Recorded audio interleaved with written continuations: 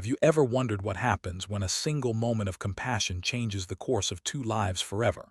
When choosing mercy over duty could cost you everything you hold dear? When love blooms in the most impossible circumstances imaginable? Tonight I'm going to share with you one of the most extraordinary and forbidden love stories from World War II. A tale that will challenge everything you think you know about courage, sacrifice, and the choices we make when our hearts collide with history itself. Picture this.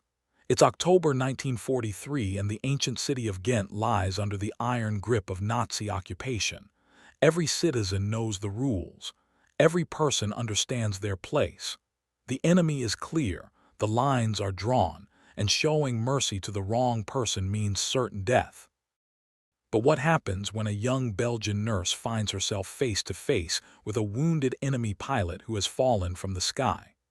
What happens when compassion collides with survival, when love defies the very boundaries of war itself? This is the story of Marie Dubois, a dedicated nurse working in a makeshift hospital beneath the streets of occupied Belgium, and Captain Erich Hoffmann, a Luftwaffe pilot whose aircraft was shot down over enemy territory on what should have been a routine reconnaissance mission. Their paths should never have crossed. Their hearts should never have connected. Yet in the chaos of war, the most unlikely encounters often prove to be the most profound. Before we dive into this incredible journey, let me tell you why this story matters more than you might think. This isn't just another wartime romance. This is a testament to the power of individual choice to transcend even the most insurmountable barriers. It's proof that sometimes the greatest act of rebellion isn't taking up arms, but simply choosing to see humanity in those we've been taught to hate. I've spent months researching this account, piecing together fragments from hospital records, resistance documents, and testimonies that survived the war. What I discovered will shake you to your core because buried in the archives of a small Belgian hospital lies evidence of an encounter that defied every rule of occupation, every expectation of wartime behavior. This story isn't unique in its setting, but it's extraordinary in its outcome. Across occupied Europe, countless individuals made impossible choices between duty and conscience, between survival and sacrifice. But Marie and Eric, their story is different. Their story proves that even in humanity's darkest hour, love can become the most dangerous act of defiance imaginable. So settle in, because we're about to embark on a journey that begins in the underground tunnels of Ghent, where a young woman dedicated her life to healing others, completely unaware that she was about to face the greatest moral test of her generation. Marie Dubois was 24 years old when our story begins, working as a senior nurse in what had once been the basement of St. Bartholomew's Cathedral. The ancient stone vaults that had witnessed centuries of prayer now echoed with different sounds entirely. The whispered conversations of resistance fighters, the muffled cries of wounded civilians, and the constant fear that discovery meant death for everyone involved. She had joined the underground medical network in 1941, driven by an unwavering belief that healing transcended politics. Her colleagues knew her as someone who never gave up on a patient, no matter how hopeless the case seemed. Every morning, Marie would descend through the hidden entrance concealed behind a false wall in the cathedral's rectory, her medical bag carefully packed with supplies that had been smuggled through a network of sympathizers and black market dealers. The work was exhausting. The constant stream of injured resistance fighters, the shortage of proper medical equipment, the knowledge that every patient she saved would likely return to face even greater dangers. All of it weighed heavily on her shoulders, but Marie found purpose in the small victories. A fever that broke in the night, a wound that healed cleaner than expected, a smile from someone who had given up hope just days before. She had no time for personal relationships. The war had claimed most of the young men in her social circle, and those who remained were either fighting with the resistance or trying to survive under the watchful eyes of their occupiers. Marie told herself that love was a luxury she couldn't afford, not when there were lives to save, not when her country needed every ounce of her dedication. But fate, as it often does in wartime, had different plans entirely. The autumn of 1943 brought increased German air activity over Belgium as Allied bombing campaigns intensified. Every night, the citizens of Ghent would listen to the drone of aircraft engines overhead, never knowing whether the planes carried salvation or destruction.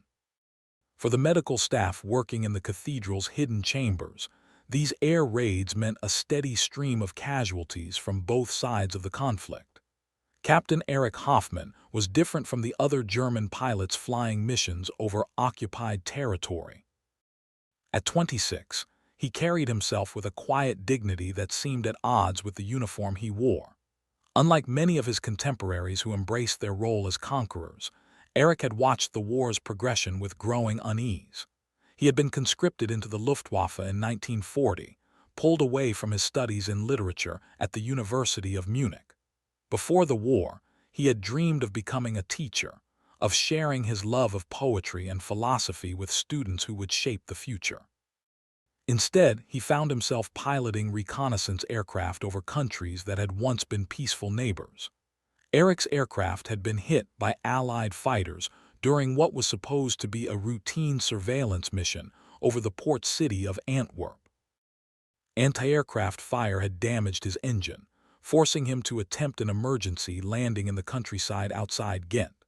The crash had been violent but not fatal, leaving him with a dislocated shoulder, multiple lacerations, and a concussion that made coherent thought nearly impossible. Local farmers had found him unconscious in their field just after dawn, his parachute tangled in the branches of an ancient oak tree that had somehow survived both the crash and the war itself. These were good people, simple folk who had learned to navigate the complexities of occupation by helping anyone in need, regardless of the uniform they wore. But harboring a German pilot, even a wounded one, was an act of treason punishable by immediate execution. The farmers knew they couldn't keep him hidden for long without attracting the attention of either German search parties or Belgian resistance fighters, both of whom would have their own reasons for wanting to find the downed airmen. Word traveled quickly through the underground network that connected farmers to factory workers to priests to resistance fighters. A German pilot had survived a crash landing. He was wounded and unconscious.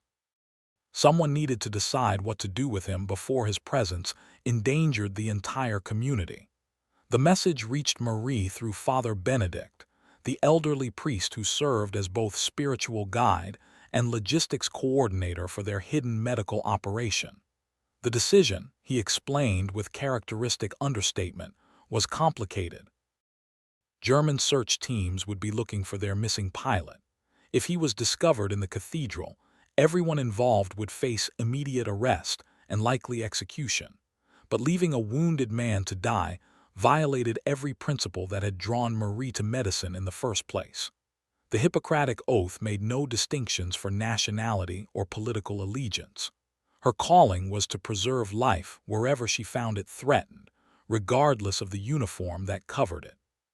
Standing in the flickering candlelight of the underground chamber, surrounded by medical supplies that had been acquired through great risk and sacrifice, Marie made a decision that would change the course of both their lives forever. They would bring the German pilot to the cathedral. They would treat his injuries with the same care they showed to resistance fighters and civilian casualties. They would save his life, even if doing so put their own lives in mortal danger. The transport was arranged for the following evening. 3 resistance fighters, disguised as farmhands delivering produce to the city market, would carry Erich through the network of safe houses and hidden passages that connected the countryside to the cathedral's secret medical facility. Marie spent the day preparing for a patient unlike any she had treated before. She sterilized her instruments with extra care, organized her medical supplies with meticulous attention to detail, and tried to ignore the voice in her head that whispered warnings about the consequences of what she was about to do. When Erich arrived just after midnight, carried unconscious on a makeshift stretcher, Marie felt her professional training take over completely. She assessed his injuries with clinical detachment, noting the severity of his head trauma, the awkward angle of his left shoulder, the multiple cuts and bruises that spoke of a violent encounter with both enemy aircraft and unforgiving ground. His breathing was shallow but steady. His pulse was weak but regular. Most concerning was his continued unconsciousness, which suggested a concussion serious enough to require careful monitoring for signs of brain injury that could prove fatal if left untreated. As she cleaned his wounds and set his dislocated shoulder, Marie found herself studying his face with growing curiosity. This was her first close encounter with one of the occupiers, her first opportunity to see beyond the propaganda images and military uniforms to the human being underneath. Eric looked younger than she had expected, his features marked more by exhaustion than by the arrogance she associated with German officers. Even unconscious, his face held a gentleness that seemed at odds with everything she had been taught to expect from the enemy. His hands, when she examined them for injuries, were long and slender, more suited to holding books than weapons. For 3 days, Eric remained unconscious while Marie maintained a constant vigil beside his bed. She monitored his vital signs, changed his bandages, and administered the limited pain medication available through their underground supply network. During the long night hours when the cathedral fell silent, except for the distant sounds of German patrols on the streets above, she found herself wondering about the man whose life she was fighting to save. What had brought him to this war? What dreams had been interrupted by conscription? What family waited for news of his fate in some distant German city? These questions felt both urgent and dangerous, humanizing someone she had been conditioned to see as an enemy. The moment Eric finally opened his eyes would prove to be a turning point that neither of them could have anticipated. Consciousness returned gradually, marked first by confused murmurs in German, then by attempts to move that sent waves of pain through his injured shoulder. When his vision finally cleared enough to focus on his surroundings, Eric found himself staring at stone arches that belonged to no military hospital he had ever seen. Candlelight flickered against ancient walls, creating shadows that seemed to dance with centuries of history.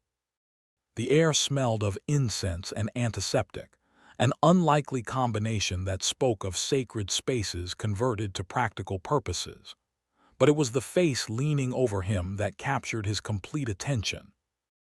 A young woman with dark hair pulled back in a practical style, her brown eyes reflecting both professional concern and something deeper that he couldn't immediately identify.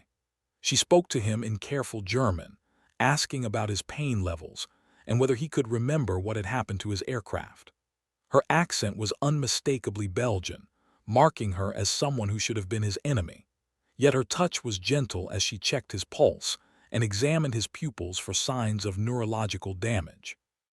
Her questions were those of a medical professional focused solely on his recovery, with no hint of the hostility he might have expected from a citizen of occupied territory. Eric tried to speak, to ask where he was and how he had come to be in this place that felt both ancient and timeless. But his throat was dry, and his thoughts remained frustratingly unclear, leaving him able to communicate only through gestures and expressions that seemed inadequate for the magnitude of questions crowding his mind. Marie brought him water, supporting his head as he drank and speaking quietly about his injuries and the treatment he had received. Her voice carried a professional authority that reminded him of the professors he had known before the war, people who approached their work with both competence and genuine care for those they served. As the hours passed and Eric's consciousness solidified, both he and Marie began to realize they were entering uncharted territory. He was a German officer being treated by Belgian civilians in what was obviously an underground medical facility. She was a nurse whose decision to save his life had created a situation with no clear resolution and enormous potential for disaster. Their first real conversation would take place the following evening, conducted in whispered German, while the cathedral above them remained dark and silent. It was then that both would begin to understand just how dramatically their encounter would challenge everything they believed about duty, loyalty, and the invisible lines that war draws between human hearts. The conversation that followed defied every expectation either of them had formed about enemy encounters.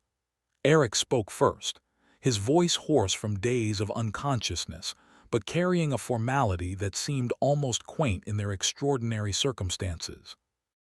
He thanked her for the medical care, apologized for the danger his presence must be creating, and asked if there was any way he could minimize the risk to those who had chosen to help him.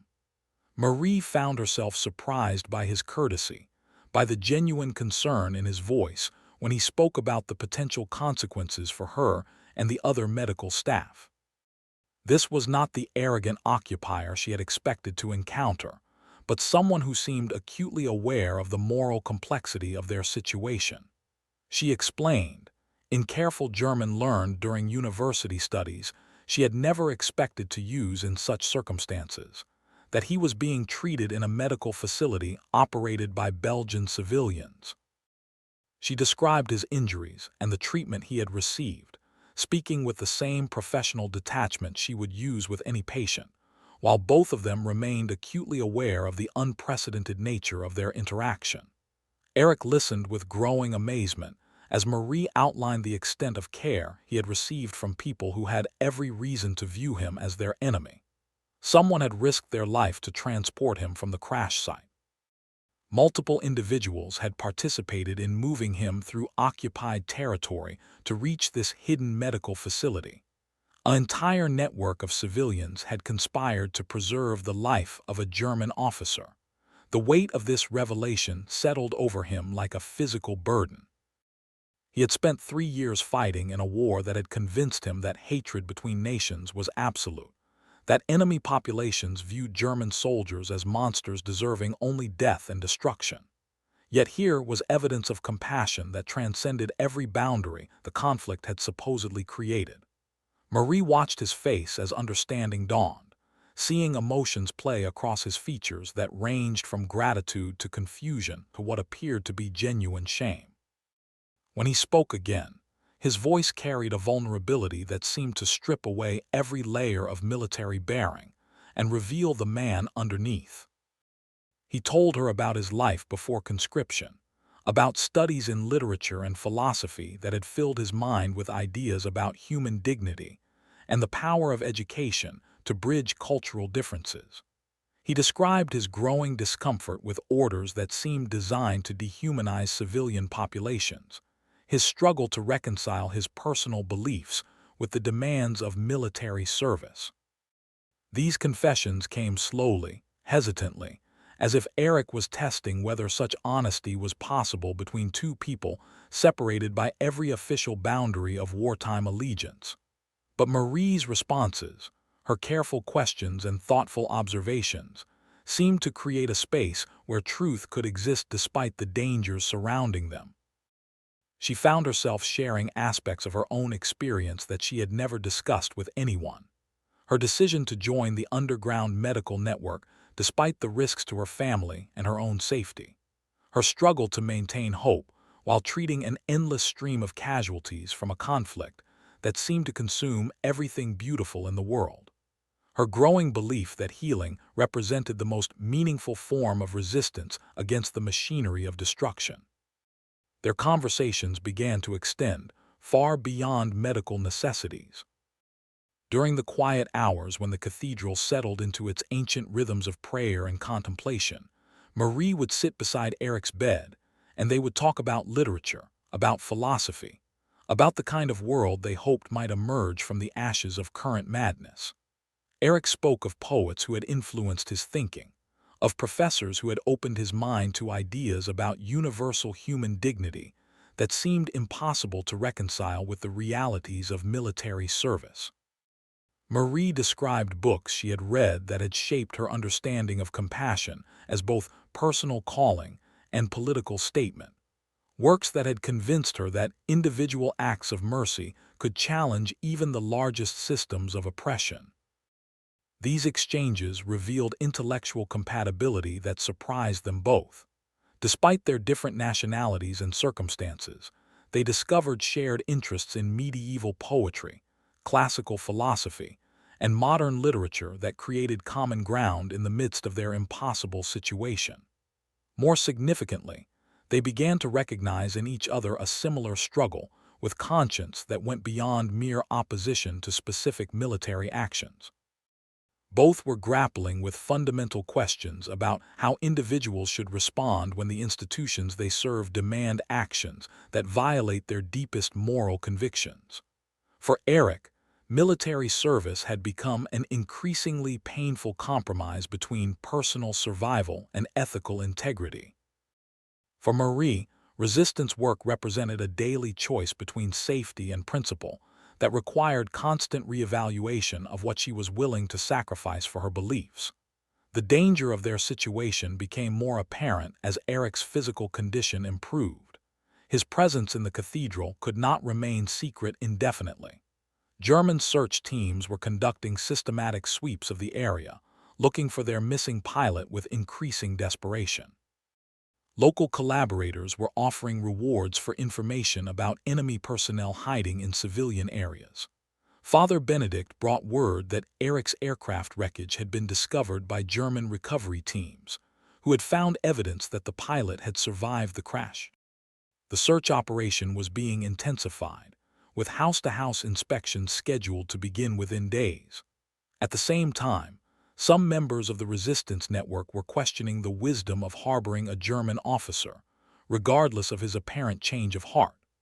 They argued that Eric represented a security risk that could compromise their entire operation, endangering not only the medical facility, but the broader network of safe houses and supply routes that supported their activities. Marie found herself defending decisions that seemed increasingly difficult to justify through purely practical reasoning. Yes, Eric posed risks to their security. Yes, resources spent on his care could be directed toward treating resistance fighters and civilian casualties. Yes, his presence created complications that none of them had anticipated when they agreed to accept him as a patient. But she also argued that their decision to save his life had revealed something essential about their own principles, something that distinguished their resistance work from mere revenge against their occupiers. They were fighting not just against German military control, but for a vision of human dignity that transcended national boundaries. Eric, meanwhile, was struggling with his own impossible choice. His recovery meant that he was physically capable of leaving the cathedral, but departure would force him to confront questions about his future that had no clear answers. Returning to German military service would mean resuming participation in actions he could no longer morally justify. Remaining with the resistance would constitute desertion punishable by execution if he were discovered. Attempting to disappear entirely would endanger everyone who had risked their lives to save him.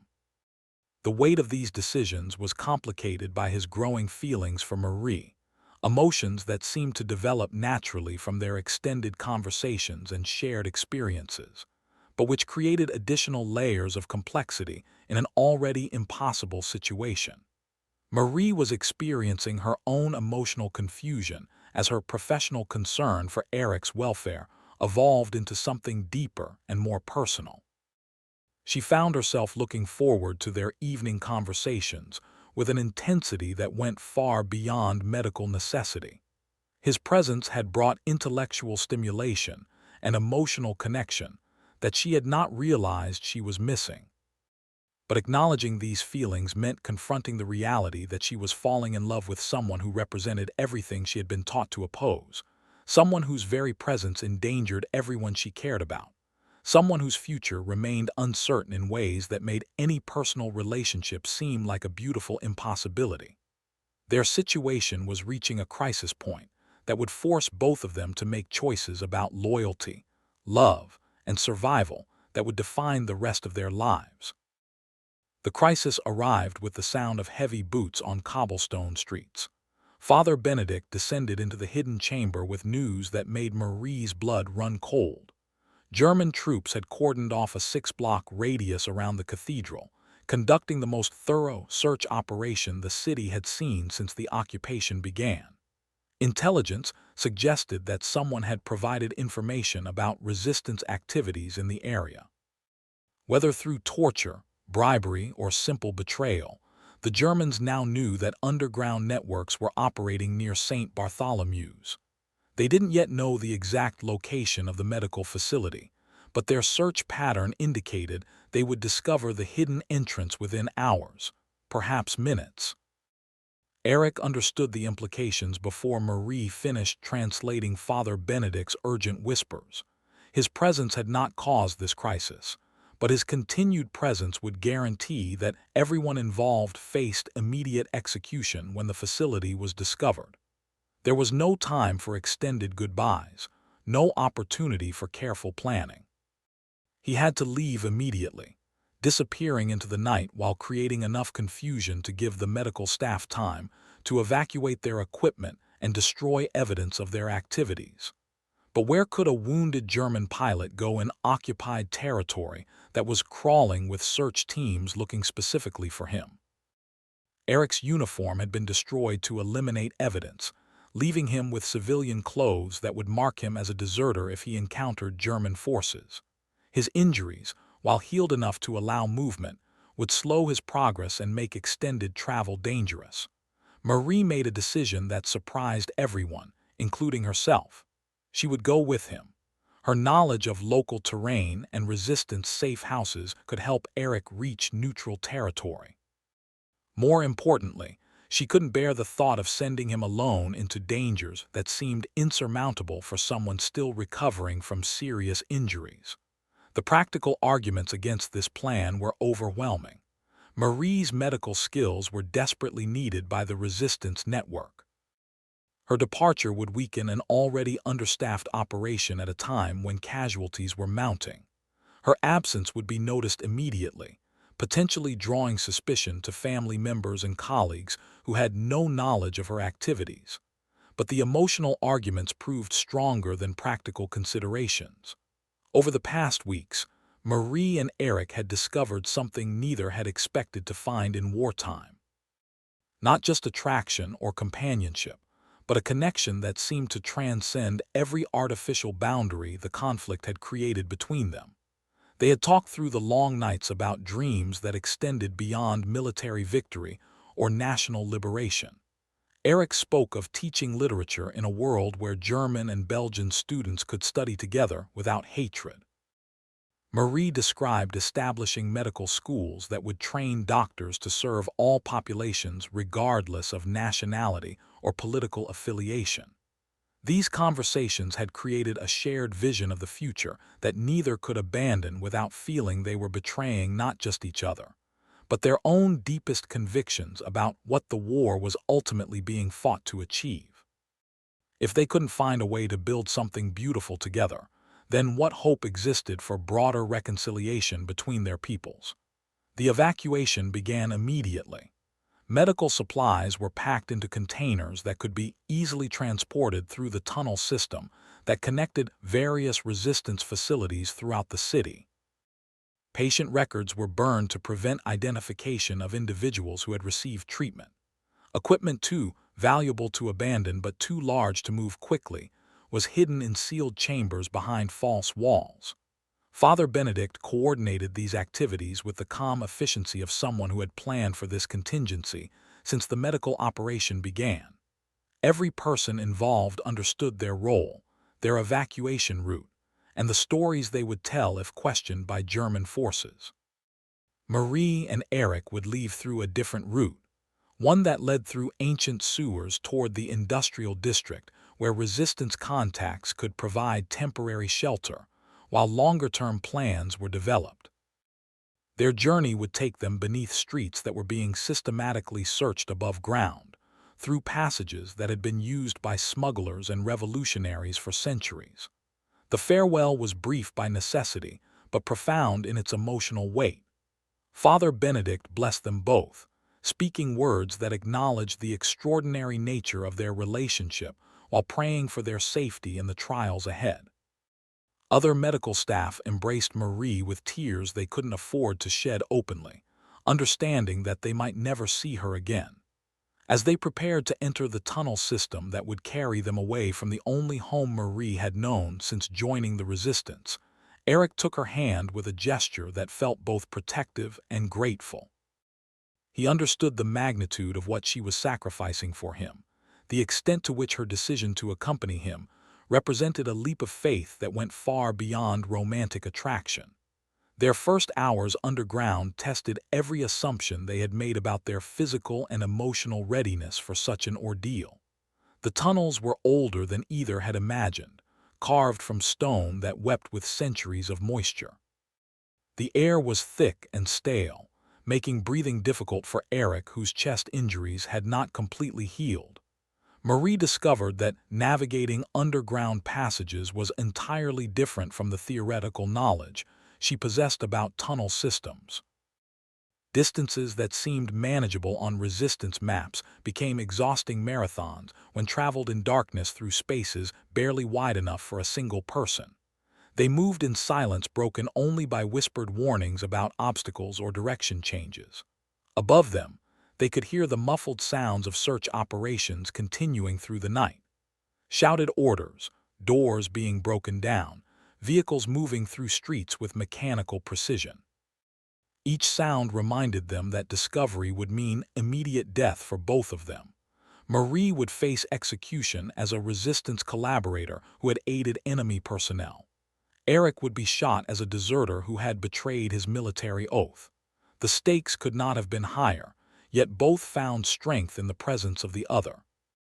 Their destination was a safe house operated by a resistance cell that specialized in moving people across borders. The contact was a middle-aged woman named Celeste, who had spent 3 years helping downed Allied pilots reach neutral territory.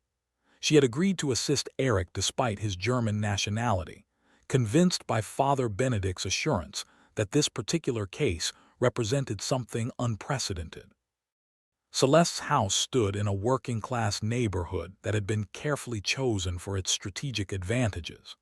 The residents were sympathetic to resistance activities without being actively involved, creating a protective community that would notice strangers while maintaining plausible ignorance about specific operations. The basement had been modified to provide secure hiding places for people awaiting transport to safer locations. False walls concealed sleeping areas equipped with basic necessities. Ventilation systems allowed for extended occupation without detection. Most importantly, multiple escape routes provided options if the location was compromised.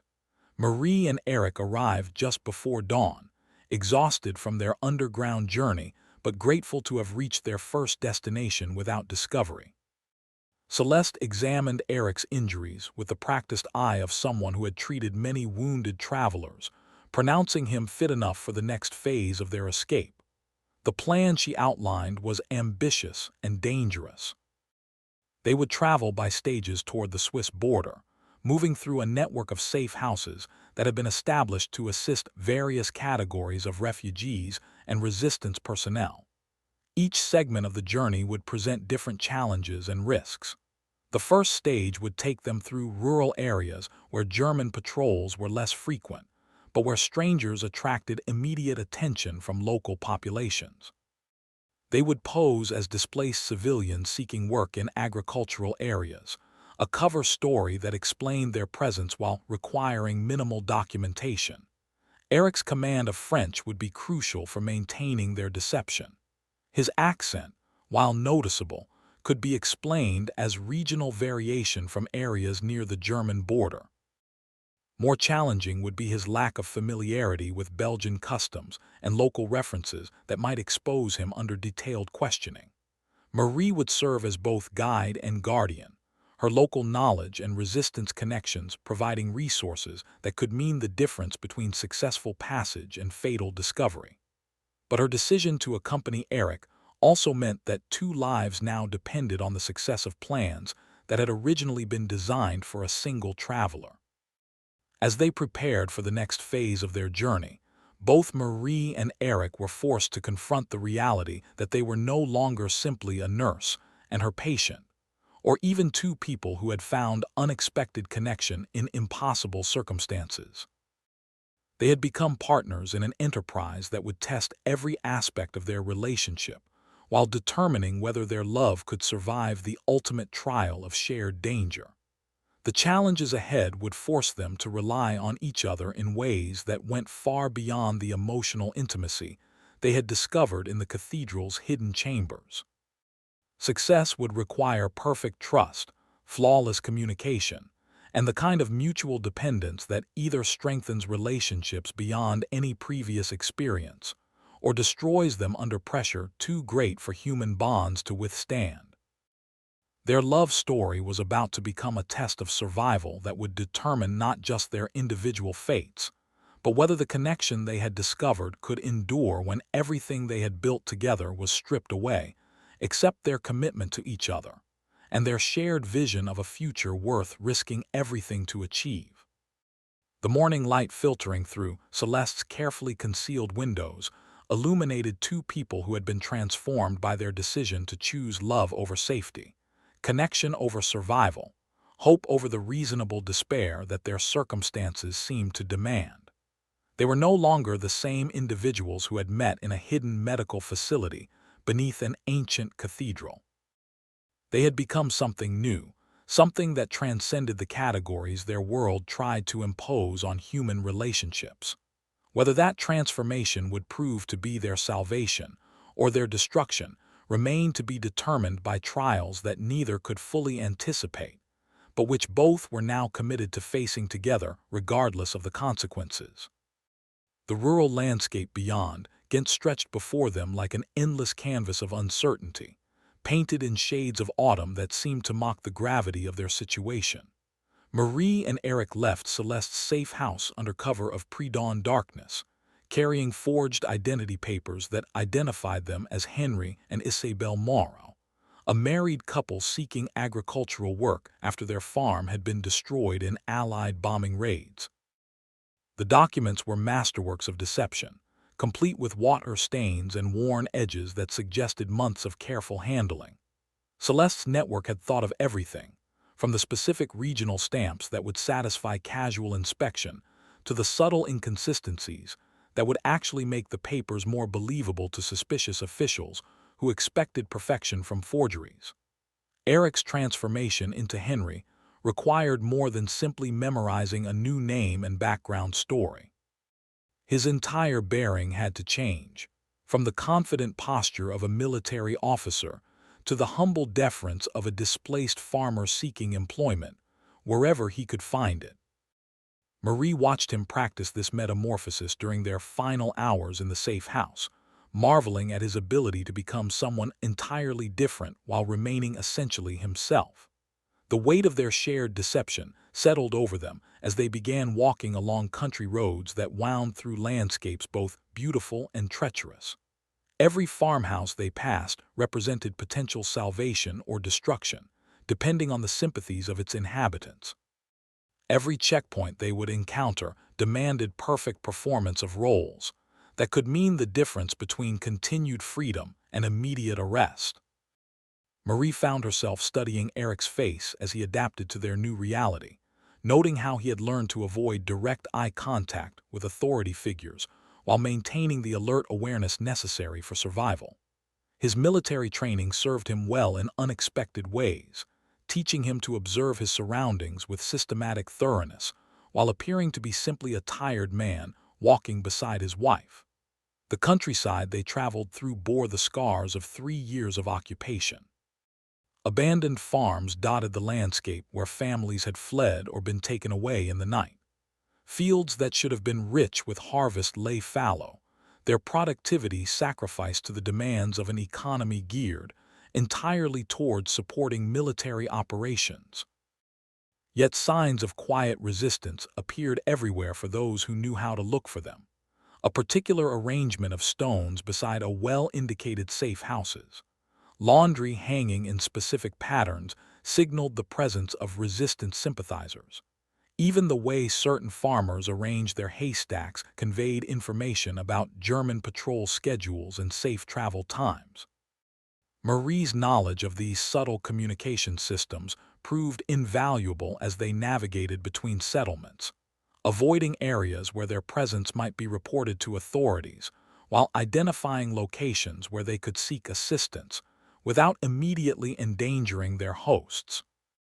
But this knowledge also reminded her constantly of everything she had left behind, every connection severed by her decision to accompany Eric on this desperate journey. Their first real test came at a crossroads village, where German soldiers had established a temporary checkpoint to examine travel documents.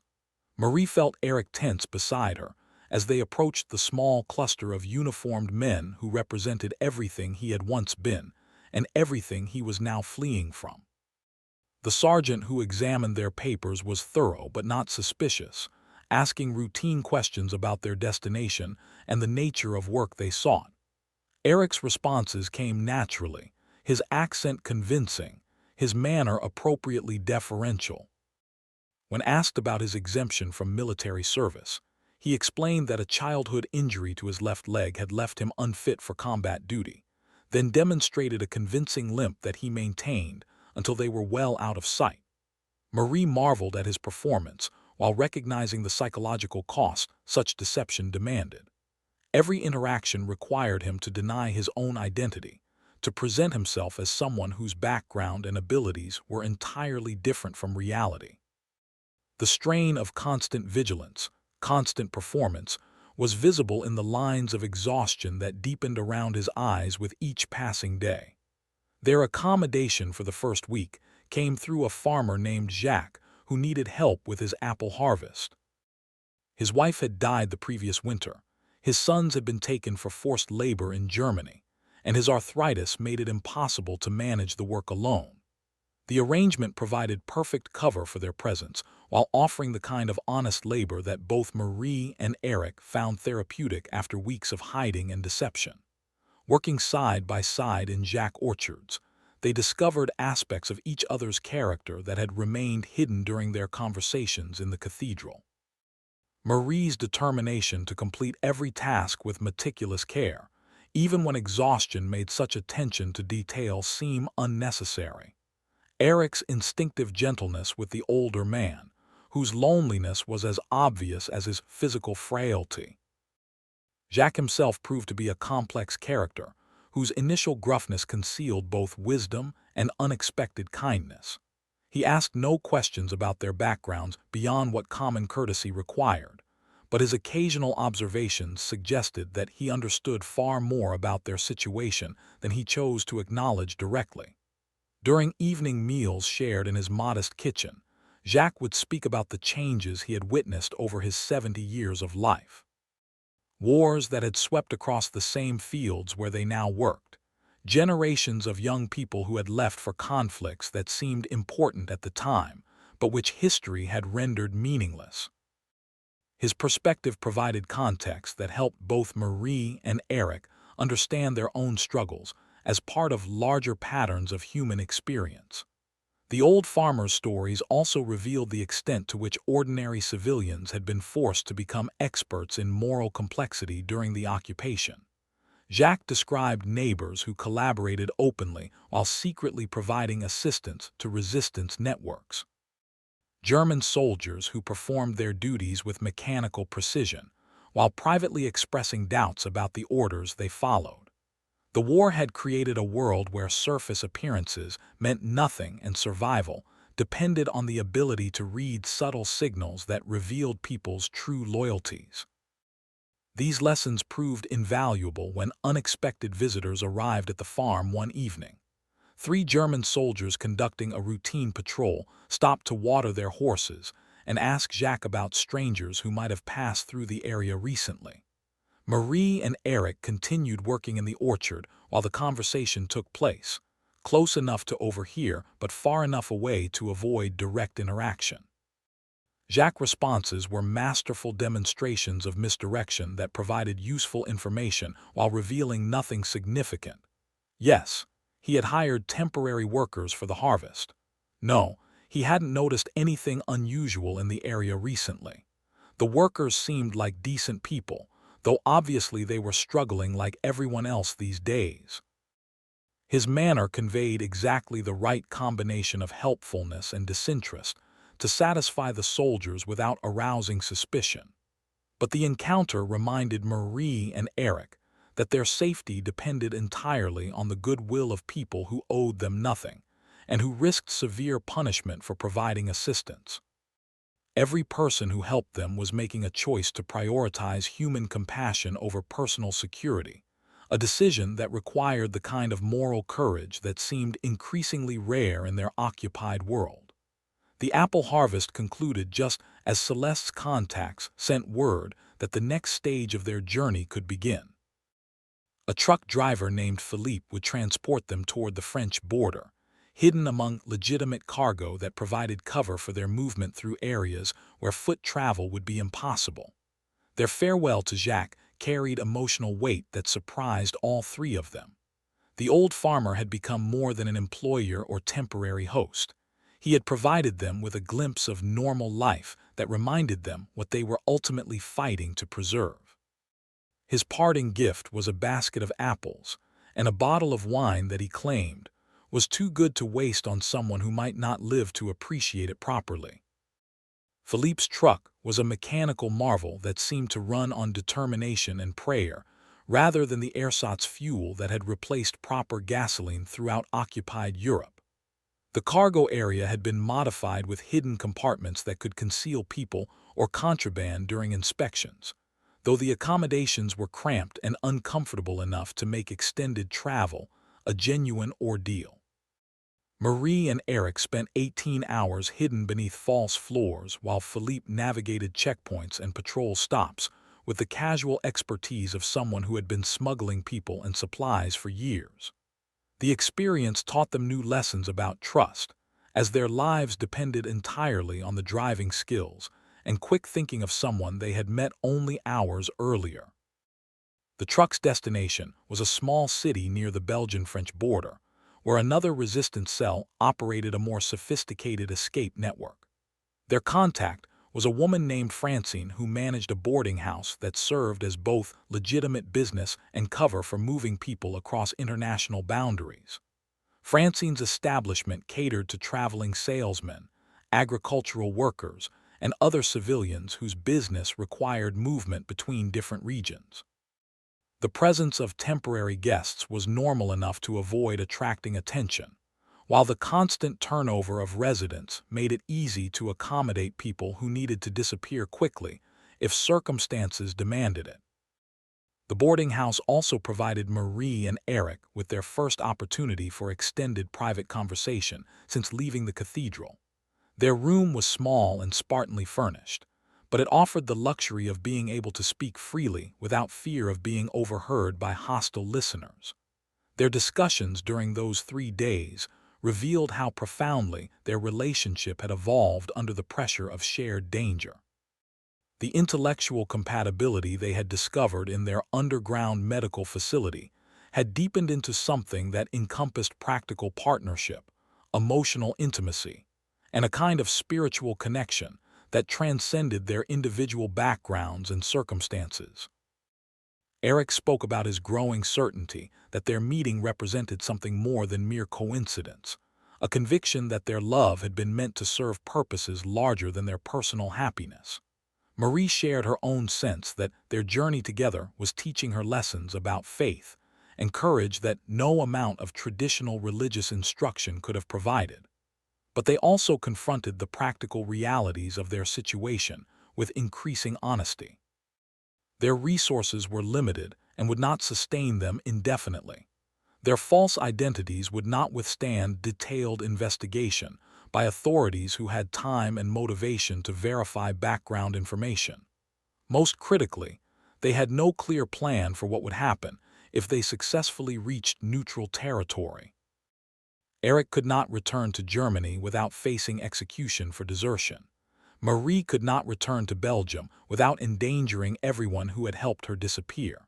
They were becoming stateless persons whose only country was their love for each other, a beautiful but impractical foundation for building a sustainable life together.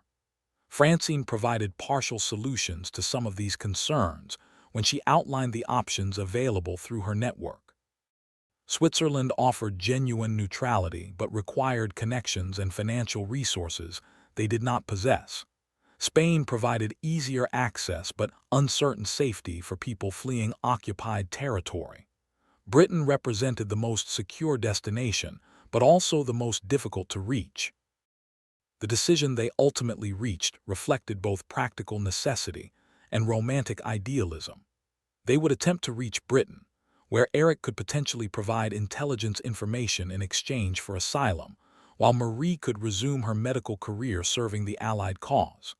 The journey would be extraordinarily dangerous, requiring them to cross occupied France and somehow arrange passage across the English Channel, but success would offer the possibility of building a genuine future together.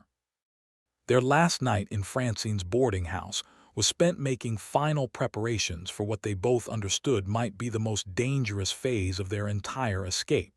Maps were studied and memorized. Emergency procedures were rehearsed. Personal possessions were reduced to absolute essentials that could be carried without hindering rapid movement. But they also spent time simply holding each other, acknowledging without words that their love had become the center around which everything else in their lives now revolved. They had discovered something worth preserving despite every obstacle their world had placed in their path, something that justified every risk they were taking and every sacrifice they were making. Marie found herself memorizing the sound of Eric's heartbeat as they lay together in the darkness, storing away sensory details that might have to sustain her if circumstances separated them during the trials ahead. Eric traced the lines of her face with gentle fingers, as if trying to create a tactile map that would guide him back to her regardless of what happened in the days to come. Their whispered conversations in those final hours revealed depths of commitment that went far beyond romantic attachment. They were pledging themselves not just to each other, but to the vision of human possibility that their relationship represented. In a world that demanded hatred between peoples, they had chosen love. In circumstances that rewarded betrayal and suspicion, they had chosen trust. The morning brought news that would test every aspect of the bond they had forged through weeks of shared danger and discovery. Francine's contacts had arranged passage to the next stage of their journey, but the transportation could accommodate only one person. They would have to separate, following different routes toward the same ultimate destination, trusting that their love would prove strong enough to survive physical separation and the uncertainties of parallel journeys through hostile territory. The choice of who would go first seemed impossible to make rationally. Eric argued that his military training made him better equipped to handle solo travel through dangerous areas. Marie countered that her medical skills and resistance connections provided better opportunities for finding assistance when problems arose. Their debate continued through the morning as departure time approached, each trying to convince the other to take the safer option while knowing that no truly safe alternatives existed.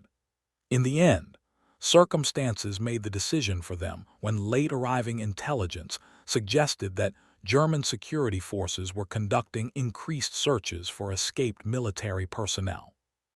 Eric would leave first, following a route that took advantage of his ability to blend in among displaced German civilians, who were moving throughout occupied territory for various officially approved reasons. Marie would follow 3 days later, using different contacts and a different cover story that capitalized on her medical credentials to explain her presence in areas where suspicious activity was being investigated. The separation felt like tearing their hearts in half, but both understood that dividing their risks might actually improve their chances of both reaching safety.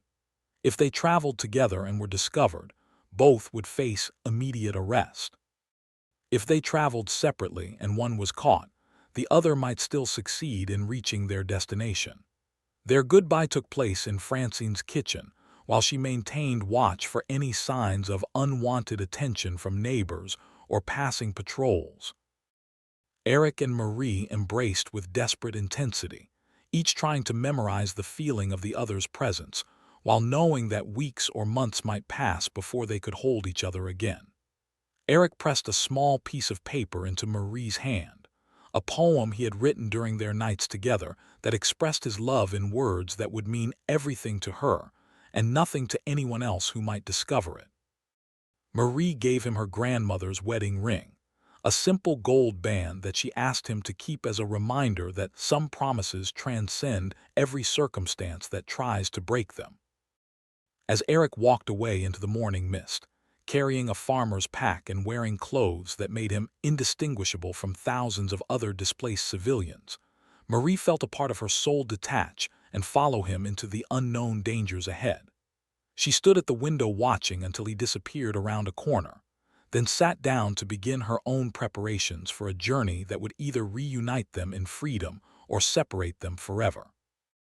The 3 days she spent waiting for her own departure felt like 3 years of accumulated anxiety and hope.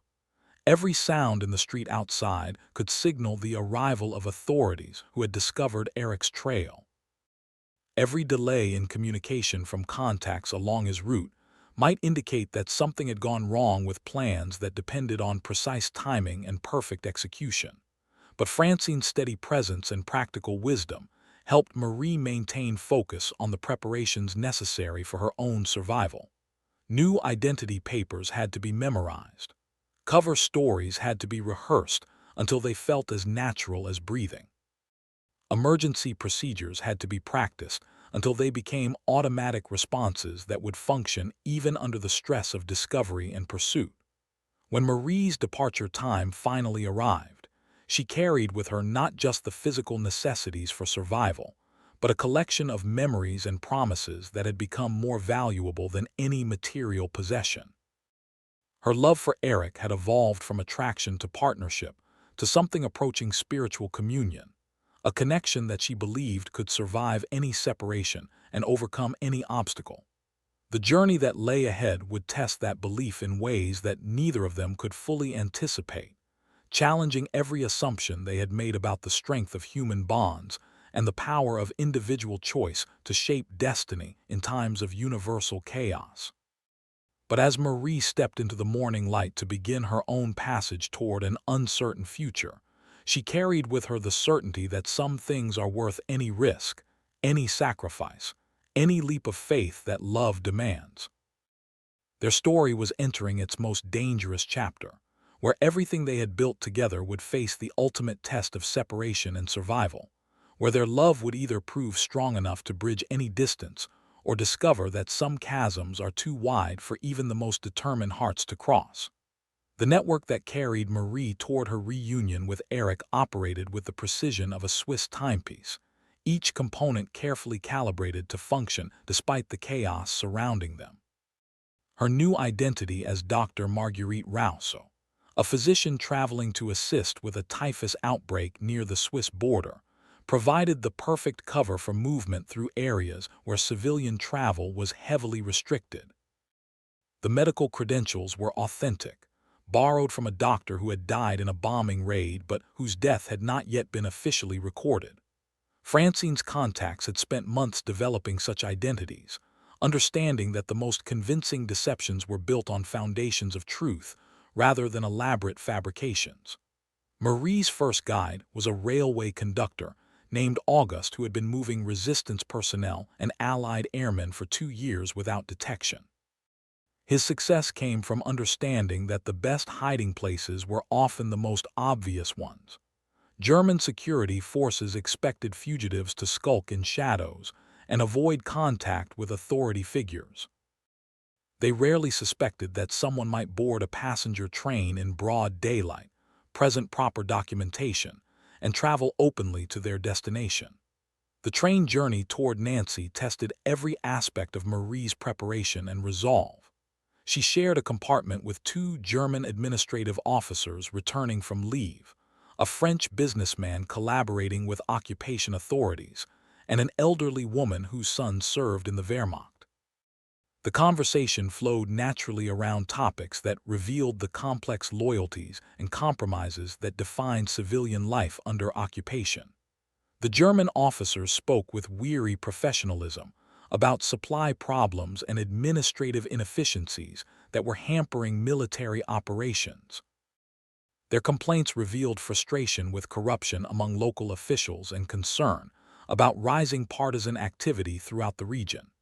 Neither seemed particularly ideological in their approach to duty, treating their assignments as bureaucratic challenges rather than crusades for national glory.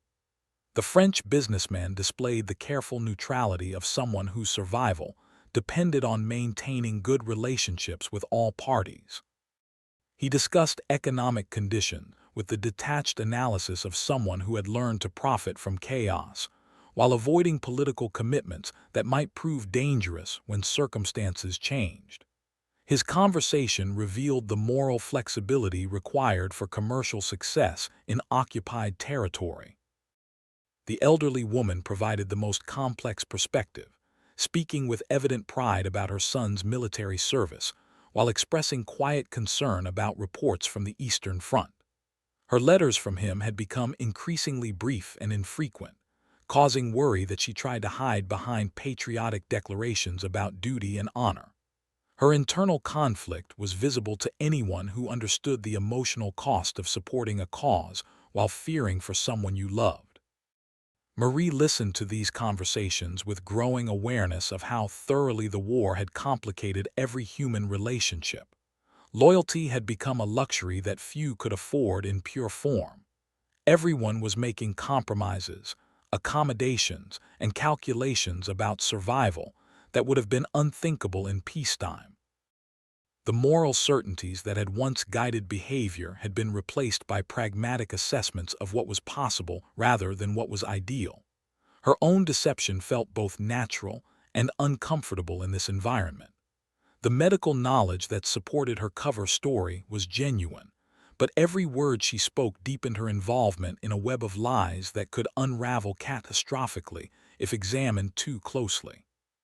She found herself admiring August's calm competence as he checked tickets and chatted casually with passengers, never betraying the slightest hint of the dangerous cargo he was carrying. The train's arrival in Nancy marked the beginning of a new phase of her journey that would test different skills and require different kinds of courage. The city bore visible scars from military occupation, with German signs posted everywhere and uniformed patrols moving through streets that had once bustled with civilian commerce. But resistance networks had adapted to these conditions, developing methods of operation that functioned despite constant surveillance. Marie's contact in Nancy was a pharmacist named Henry who operated his legitimate business, while serving as a crucial link in the chain that moved people and information throughout eastern France. His shop provided perfect cover for resistance activities, as medical supplies were always in demand, and their distribution required exactly the kind of discreet communication networks that underground organizations needed to survive. Henry's assessment of conditions along the route to Switzerland was sobering but not discouraging. German security forces were conducting increased searches for escaped military personnel, but their focus remained on traditional hiding places rather than the sophisticated networks that had evolved to support escape operations. The key to success would be maintaining perfect discipline in following established procedures while adapting quickly to unexpected developments. The safe house where Marie spent 3 days waiting for the next stage of her journey was a converted wine cellar beneath a restaurant that catered to German officers and French officials. The location seemed impossibly dangerous until Henry explained the psychological principles that made it perfectly secure. Security forces never suspected that resistance activities might be conducted literally beneath their feet, while they enjoyed meals and conducted business in the dining room above. The cellar had been modified with sound insulation and ventilation systems that allowed for extended occupation without detection. Multiple escape routes provided options if the location was compromised, while hidden supply caches contained everything necessary to support escapees for weeks if external conditions prevented movement. Marie shared this refuge with 2 other travelers whose stories illustrated the diverse reasons people found themselves fleeing occupied territory. Jean-Luc was a French officer who had escaped from a prisoner of war camp and was attempting to reach Britain to rejoin the fight. Sister Catherine was a nun whose convent had been closed after authorities discovered they were hiding Jewish children, forcing her to flee before arrest. Their conversations during the long hours of confinement revealed different perspectives on resistance and collaboration that helped Marie understand the complexity of choices facing everyone touched by the war. Jean-Luc spoke with bitter anger about French officials who had collaborated with occupying forces, viewing their cooperation as betrayal that made his own suffering as a prisoner meaningless. His hatred was simple and absolute, providing clear moral guidelines that made decision-making straightforward. Sister Catherine offered a more nuanced view of human behavior under extreme pressure. Her work with refugees and displaced persons had shown her how decent people could be forced into actions they despised simply to survive. She had witnessed collaboration that stemmed from genuine fear for family members, cooperation that resulted from threats against entire communities, and compromises that represented the least terrible of available options. These different philosophies created tension in their small group that reflected larger debates within resistance circles about how to judge the behavior of civilians caught between competing demands for loyalty. Marie found herself somewhere between Jean-Luc's absolutism and Sister Catherine's understanding, recognizing that moral complexity was unavoidable in their circumstances, while maintaining belief that individual choice still mattered. Her thoughts turned constantly to Eric during these discussions, wondering how he was navigating similar moral dilemmas along his own route toward safety. His military background provided practical advantages for clandestine travel, but it also created psychological challenges that civilian escapees did not face. Every German uniform he encountered reminded him of oaths he had broken and loyalties he had abandoned in choosing love over duty. News from Henry's contacts suggested that Eric's journey was proceeding according to plan, but the information was fragmentary and days old by the time it reached Marie. She knew only that someone matching his description had been seen at checkpoints along his intended route, moving with the papers and cover story they had arranged. Whether these sightings represented successful progress or dangerous exposure remained unclear. The uncertainty was almost unbearable, but it also reinforced her determination to complete her own journey successfully. Their reunion depended on both of them reaching their destination, and any failure on her part would render Eric's sacrifices meaningless. The love that had sustained them through previous trials now demanded that she find reserves of strength and courage she had never needed before. Her departure from Nancy came at dawn on a market day, when increased civilian movement would help camouflage her presence among legitimate travelers. The guide who escorted her through the initial stages of this journey was a teenage girl named Sylvie, whose youth made her invisible to security forces that focused their attention on adult males who might pose military threats. Sylvie's competence despite her age reminded Marie that the war had forced entire generations to mature far beyond their chronological years. Children had learned to read documents for signs of forgery, to recognize different types of military vehicles by their engine sounds, to distinguish between routine patrols and serious search operations. Their innocence had been replaced by survival skills that would have been unimaginable in peacetime. The route toward the Swiss border required crossing terrain that had been carefully mapped by resistance scouts, who understood which areas were heavily patrolled and which provided opportunities for undetected movement.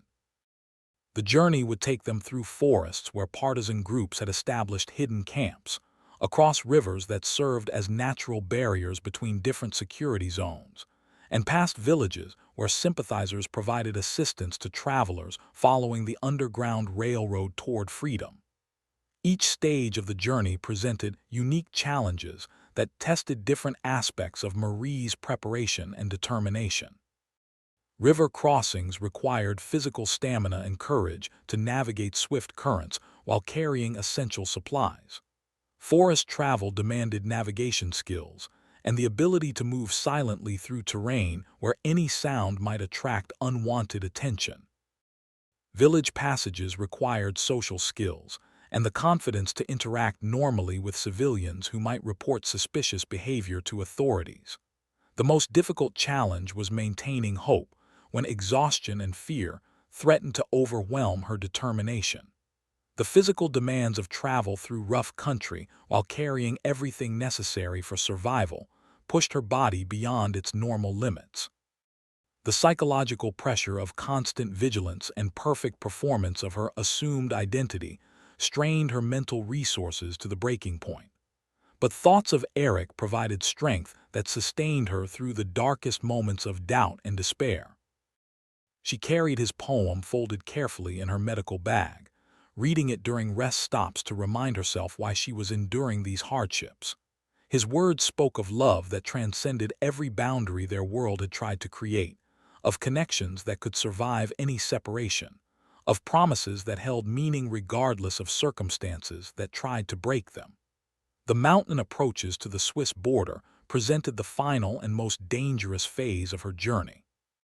German patrols in this area were specifically trained to intercept people attempting to escape occupied territory, and their knowledge of local terrain made detection almost inevitable for anyone who did not understand the subtle routes that had been developed through years of trial and error. Her guide for this final stage was a mountain climber named Francois, who had spent his life exploring the peaks and valleys that formed the natural boundary between occupied and neutral territory. His knowledge of rock formations, weather patterns, and seasonal changes in patrol schedules had made him invaluable to resistance networks that needed to move people across borders that were heavily fortified and constantly monitored. Francois's assessment of conditions was characteristically blunt. The weather was deteriorating as winter approached, making travel more difficult but also providing cover that could conceal their movement from observation posts.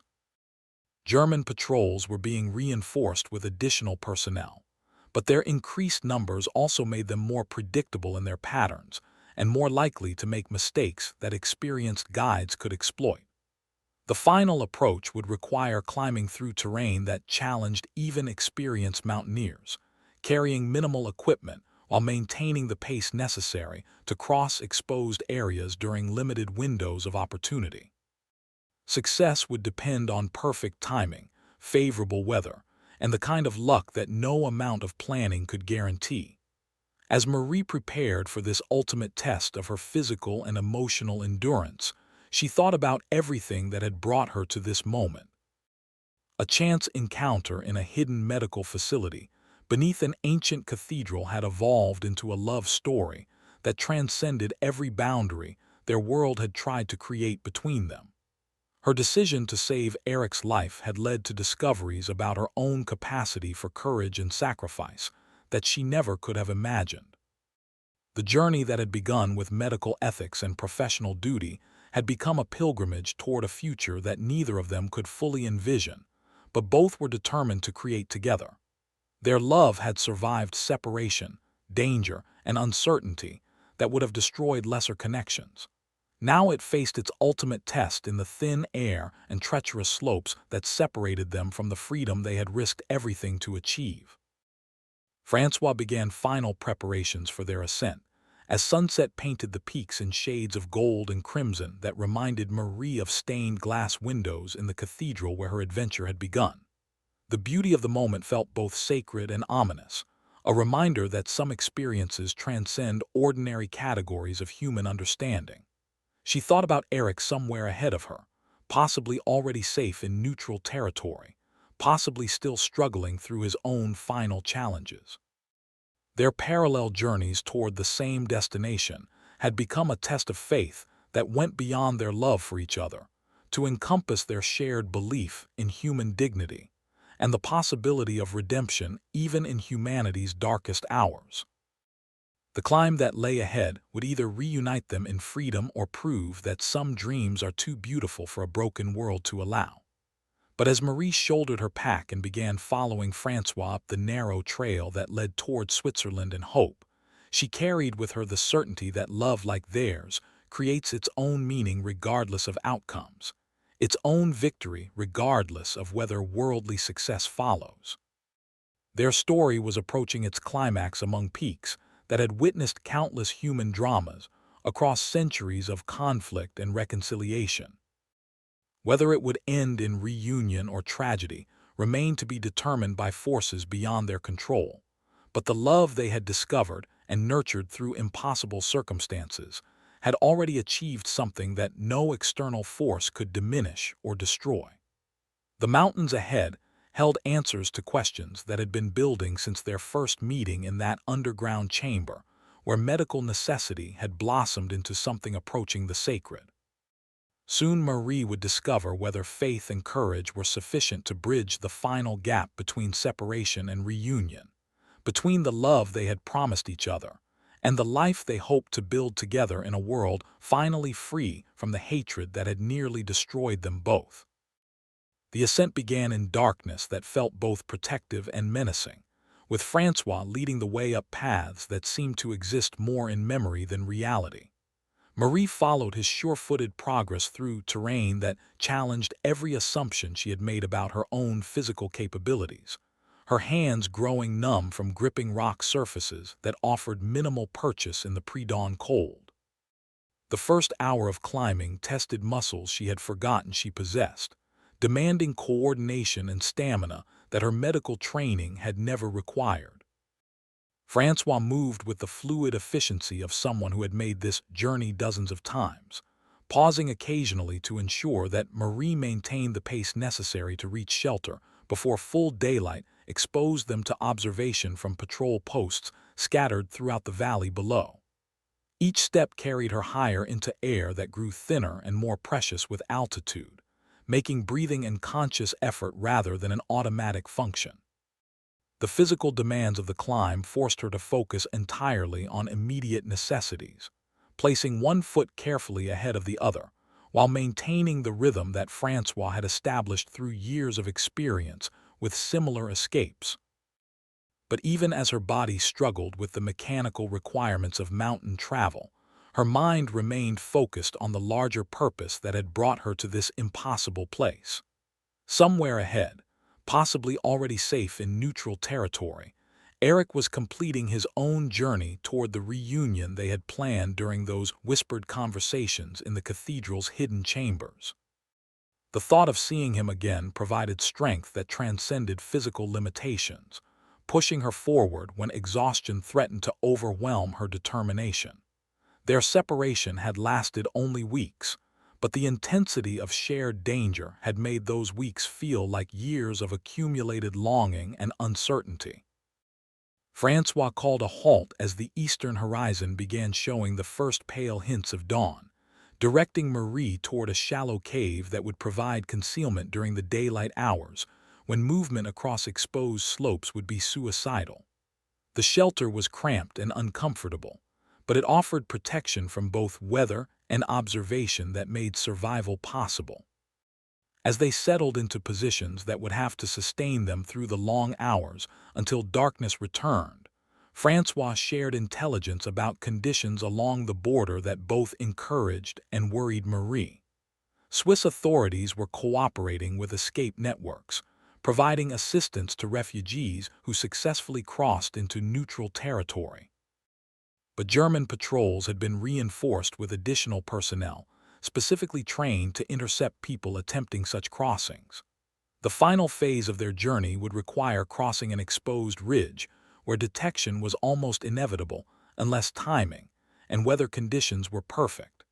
Francois had chosen their travel window based on patrol schedules and meteorological predictions, but success would ultimately depend on factors beyond human control.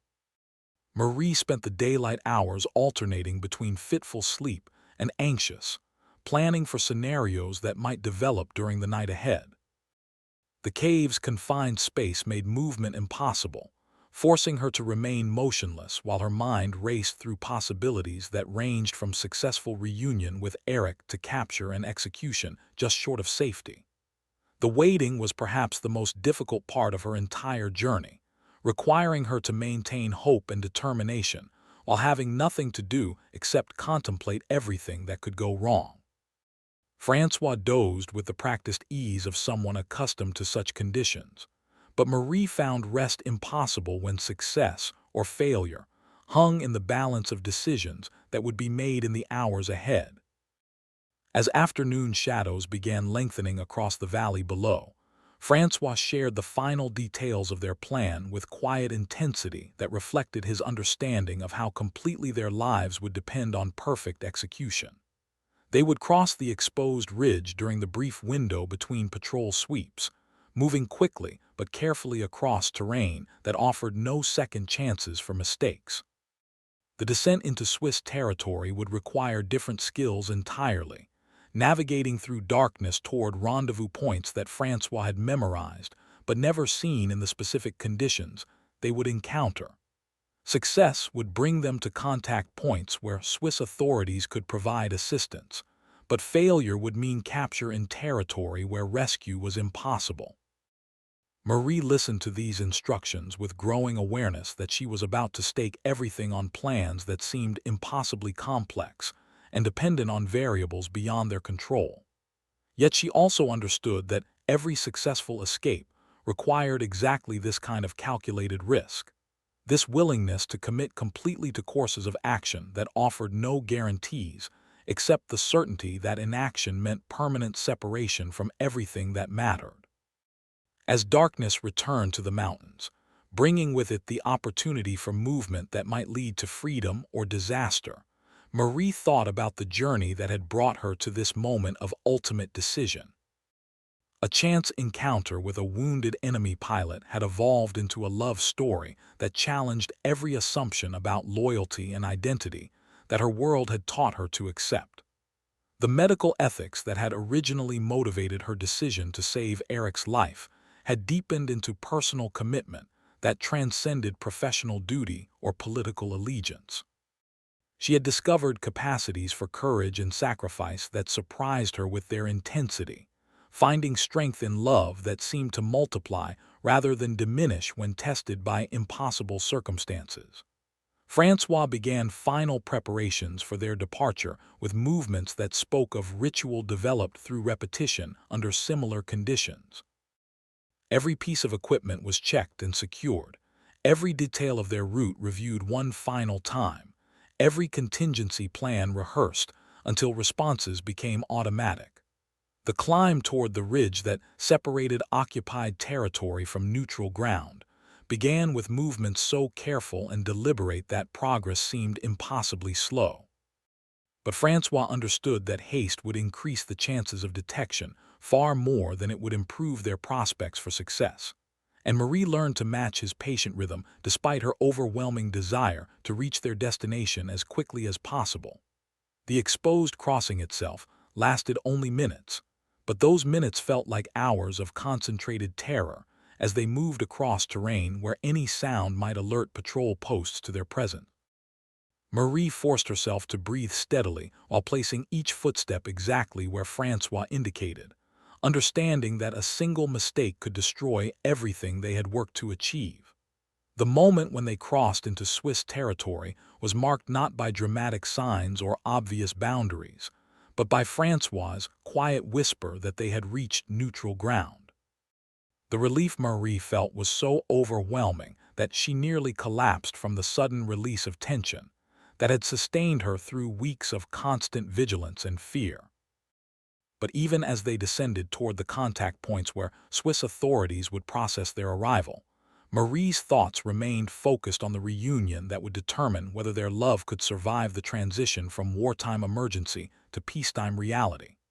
Their relationship had been forged in circumstances that tested every human capacity for courage and commitment, but those same circumstances had also shielded them from ordinary challenges that might prove equally difficult to navigate.